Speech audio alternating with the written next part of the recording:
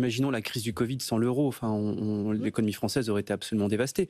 C'est une très bonne chose, mais moi je pense effectivement, comme vous venez de le dire, le gros problème effectivement, c'est qu'on n'aura pas effectivement on peut avoir un spread à mon avis qui va s'écarter avec l'Allemagne de plus important, notamment avec l'émission de plus en plus importante de bonds allemands qui font que... Il y a de la concurrence qui arrive sur le marché. Voilà, je pense qu'effectivement au bout d'un moment, il va y avoir un ultimatum de la part de nos voisins. Si on est face à une conjonction de se dire, on a par exemple un taux qui pourrait prendre, imaginons 100 points de base dans les 12 prochains mois, avec sous l'effet justement de l'instabilité fiscale, enfin l'instabilité politique et l'augmentation des bandes, quelque part un besoin de refinancement, on aurait peut-être besoin d'une partie de la BCE, on aurait besoin d'assouplir certaines règles. En plus avec une image quand même de la France qui s'écorne un petit peu face à cause du contexte intérieur, on pourrait avoir effectivement nos partenaires, notamment nordiques, qui diront écoutez, nous on a fait des ajustements il y a 5 ans, nous aussi on aimerait bien mettre la retraite à 60 ans pour acheter 15 ans de monopole. La pression viendrait des deux côtés. Même il y a un calendrier, tout est fait.